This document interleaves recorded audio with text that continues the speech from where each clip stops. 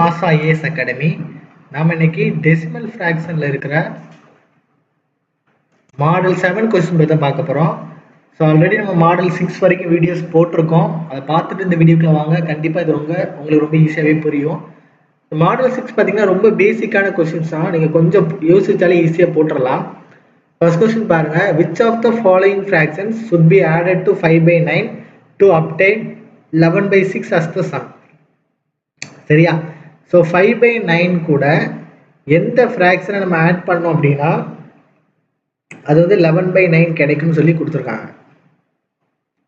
அப்போ a/b நம்ம கண்டுபிடிக்கணும்னா அங்கே இருக்கிற ப்ளஸ் அங்கே எப்படி மாறிடும்? மைனஸாக மாறிடும். So 11/6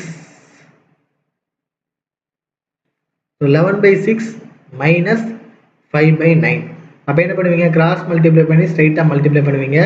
so 9 × 11 99 minus 5 30 divide by 9 54. So 99லேருந்து 30 கழிக்க போகிறீங்க அப்படி தானே? ஸோ 30 கழிச்சிங்கன்னா 9, 9லேருந்து 3 கழிச்சு 6.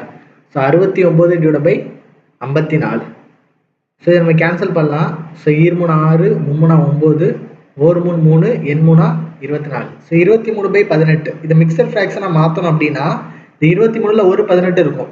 23ல் ஒரு 18 இருக்கும். ரிமைனிங் எவ்வளோ இருக்கும்? 5 இருக்கும். ஸோ 5/18. அப்போ ஆன்சர் என்ன கிடைக்கும்? 1 5/18 நமக்கு கிடைக்கும். சரியா?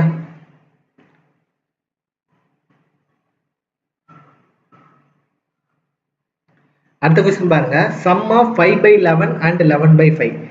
ஸோ 5/11ம் 11/5ஓட சம் கேட்டிருக்காங்க. சரியா? ஜஸ்ட் கிராஸ் மல்டிப்ளை பண்ணி ஸ்ட்ரைட்டாக மல்டிப்ளை பண்ணால் போதும். So 55 + 121 divide by 55. சரியா? ஸோ 5 1 6. ஸோ 6ல் ஆப்ஷன் முடியுது. இது ஒன்று தான் இருக்குது. சரியா? இது 55 இருக்கான 0 இருக்கு. அப்போ இது வராது. சரியா? இப்போ ஆன்சர் கிடைக்கும் 146 டிவைட் பை 55 கிடைக்கும். ஃபோர்த் கொஸ்டின் பாருங்க. What is the sum of 1/3 + 4/3 + 3/4? அப்போ இது ரெண்டுத்தையும் கூட்டிக்கோங்க. 1/3 + 4/3 நமக்கு என்ன கிடைக்கும்? 5/3 கிடைக்கும். ஸோ 5/3 + 3/4. அப்போ இதை கிராஸ் மல்டிப்ளை பண்ணி ஸ்ட்ரைட்டாக மல்டிப்ளை பண்ணால் போதும்.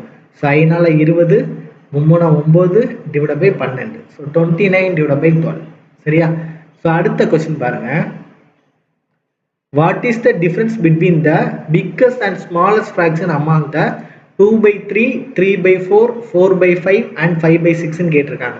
ஸோ 2/3க்கும் 3/4க்கும் 4/5க்கும் 5/6க்கும் இதில் எது சின்ன நம்பர் பெரிய நம்பர் கண்டுபிடிக்கணும். அப்போ நீங்கள் என்ன பண்ணுவீங்க? டிஃப்ரென்ஸ் எடுப்பீங்கல்ல. ஸோ 1 3க்கும் 4க்குள்ள டிஃப்ரென்ஸ் எவ்வளவு? 1 4க்கும் 5க்குள்ள டிஃப்ரென்ஸ் எவ்வளவு? 1 5க்கும் 6க்குள்ள டிஃப்ரென்ஸ் எவ்வளவு? 1.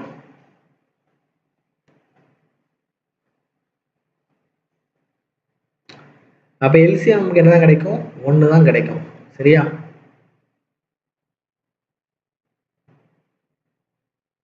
ஸோ அப்போ இது வந்து நம்ம டிஃபரன்ஸ் ஃப்ராக்ஷன் வச்சு நம்மளால என்ன பண்ண முடியாது?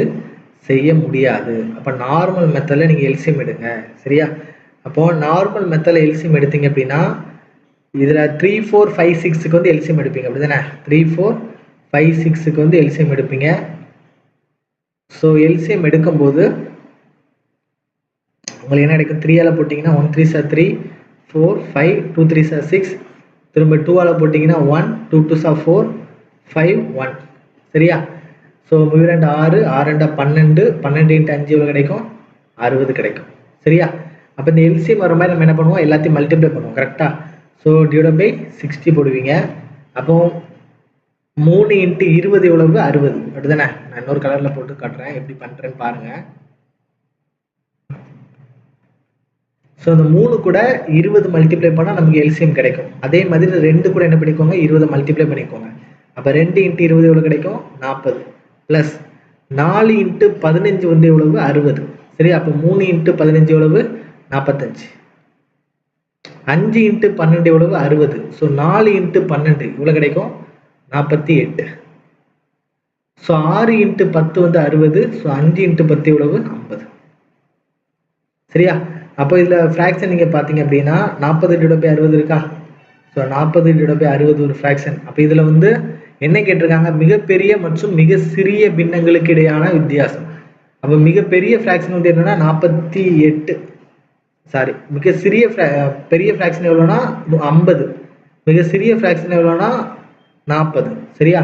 அப்போ 50/60க்கும் 40/60க்கும் உள்ள வித்தியாசம் என்னன்னு சொல்லி கேட்டிருக்காங்க. சரியா? அப்போ ரெண்டோட வித்தியாசம் எடுத்தீங்கன்னா எவ்வளவு? 10/60. சரியா? கேன்சல் பண்ண என்ன கிடைக்கும்? 1/6. அப்போ நம்ம ஆன்சர் என்ன கிடைக்கும்? 1/6ன்னு கிடைக்கும். சரியா? ஸோ அடுத்த கொஸ்டின் பார்க்கலாமா?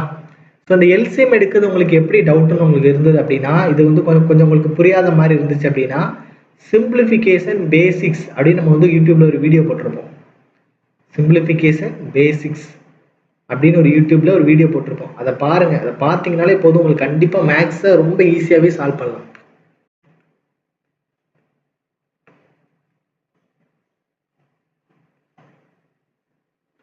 Find the sum of 5/2 and 2/5. So 5/2க்கும் 2/5க்கும் உள்ள சம் கண்டுபிடிக்க போகிறோம். ஸோ அதே மாதிரி கிராஸ் மல்டிப்ளை பண்ணி ஸ்ட்ரைட்டாக மல்டிப்ளை பண்ணால் போதும். So 5×25 plus 2×4 plus 2×10. So 29/10. So அவ்வளோதான். இது வெறும் ஃப்ராக்ஷனோட அடிஷன், அதுக்கப்புறம் எல்சிஎம் எடுக்குது, அந்த மாதிரி தான் இருக்குது. ரொம்ப ஈஸியாகவே இது சால்வ் பண்ணிடலாம். ஸோ